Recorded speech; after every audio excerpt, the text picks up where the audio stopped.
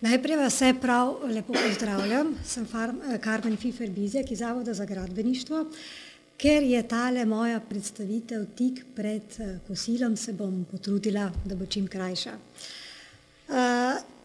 ZAG sodeluje v tehničnem komiteju, katerega naloga je nekako oceniti vpliv klimatskih sprememb na ceste. Je pa še en tehnični komitej, ki se prav tako ukvarja z to problematiko, in sicer pa bolj iz geotehničnega vidika. Najprej, kaj PIARC je? To je združenje na področju cest, cestnega transporta, cestne infrastrukture. V to združenje je vključeno 120 držav z namenom razširitev znanja med državami, med kontinenti. Vsake 4 leta se potem oblikujejo neki tehnični komiteji v odvisnosti od problematike, ki je trenutno aktualna, in seveda v Sloveniji deluje prav tako nacionalni komitej PIARC, kateri člani smo tudi mi.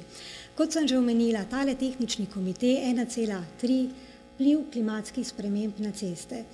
V tem komiteju je sodelovalo 20 držav z vseh kontinentov, iz 30 različnih ustanov in organizacij, in pa drugi tehnični komitej, ta se je pa bolj ukvarjal temeljna tla, geotehnika, kakšni so vplivi.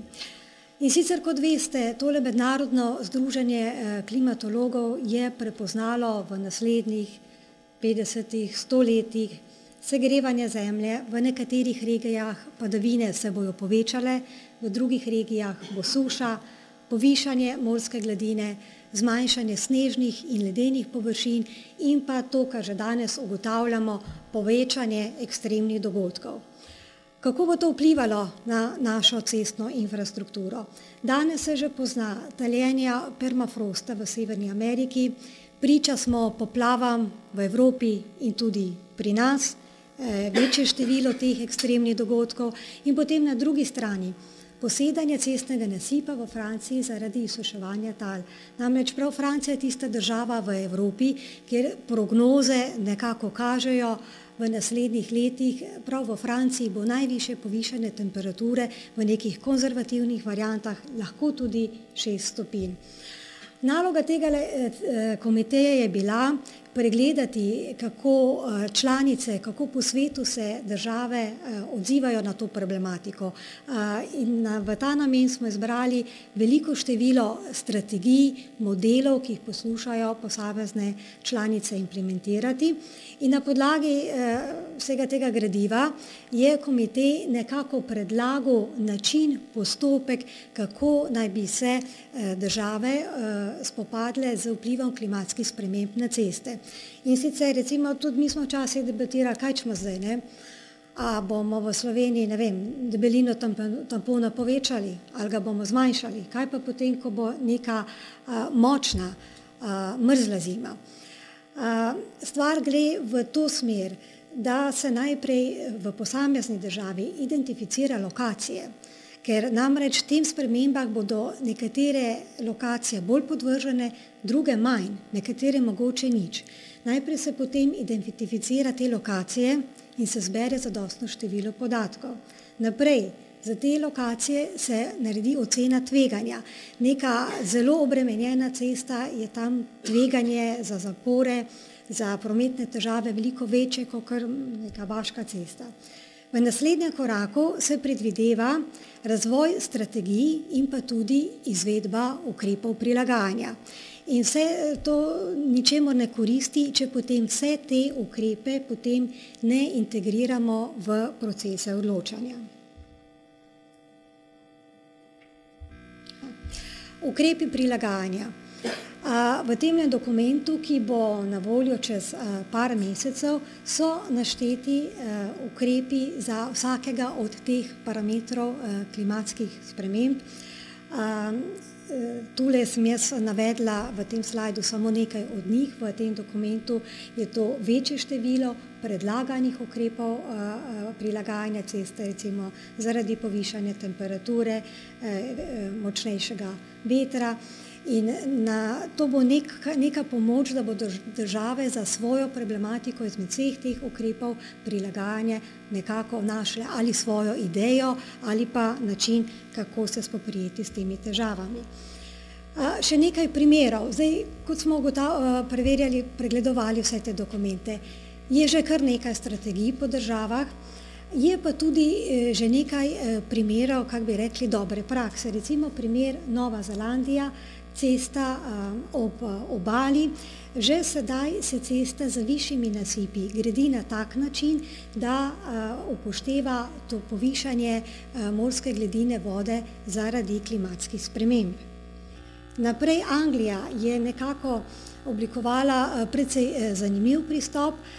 Kot vidite, so v razdobju od nekaj let pa do 100 let nekako naredili sistem sanacije, prioritete. V prvih desetletjih nekako sanacije, spremembe materialov, asfaltnih cestišč, nato mogoče cementnih, betonskih cestišč. Recimo čez 50 let pa že predvidevajo, da bi bilo potrebno, da se naredi spremembe recimo objektov, kot so tuneli, podporni zidovi, mostovi. Zanimiv je primer tale software, Track Expert, ki je nekako nastal z skupnim sodelovanjem cestnih agencij v Franciji, Španiji in na Portugalskem. Teh softwarejev je nekako kar nekaj že po svetu. Tale je zanimiv, ker je nastal z sodelovanjem 3 držav in to je nekako orodje, s katero se lahko prepozna, katere so tisti cestni odseki, ki so kritični, in tudi na osnovi ekonomskih, klimatskih, socialnih pogojev nekako predlaga tehnične rešitve. Recimo primer nekega trajnostnega načrtovanja je zanimiv primer iz spodnjega porečja reke Ren, kjer je gosto naseljeno. Tam sta 2 avtoceste, ki so jih želeli povezati, ampak prebivalci so bili proti predlagani rešitvi. Nakar so se odločili, da bo to pa situacijo obravnavali z bolj trajnostnega vidika, da bodo v tem primeru povabili civilno iniciativo, vse organizacije, ki so zadolžene za reševanje teh transportnih problemov, da bodo poskušali narediti celovito rešitev do leta 2025. In recimo to je vključevalo tudi, da so prebivalci predlagali svoje želje, kako bi infrastruktura, transportne poti v naslednjih letih v njihovem okolju potekali. In zanimivo je, zelo so izražene te okoljevarstvene zahteve, da se ne zniža zaradi neke nove ceste njihova kvaliteta življenja, da se zmanjšujejo emisije hrupa, da ni onesnaževanja, da je povečana varnost cest. In po mojem vedenju je potem nekako prvič, da so poleg teh LCC, ekonomskih analiz za trajno življenjsko obdobje, uporabili tudi LCA analiza. To se pravi, to je emisija CO2 in drugih toplogrednih plinov. Na koncu sta zdajle bile izglasovani 2 varianti, in sicer ena z večjim ogljičnim odtisom, druga z manjšim, in mislim, da bo prav zanimivo potem na koncu videti, kako so se na koncu odločili. Tole je še primer iz Amerike. Američani niso tako proti tem priznavanju klimatskih sprememb. Recimo v državi Virginia imajo svoj pilotni projekt, kjer so razvili nek sistem in sedaj za tole cestno omrežje ocenjujejo cestne odseke, kako so podvrženi klimatskim spremembam in v kakšnem času izvajati sanacije.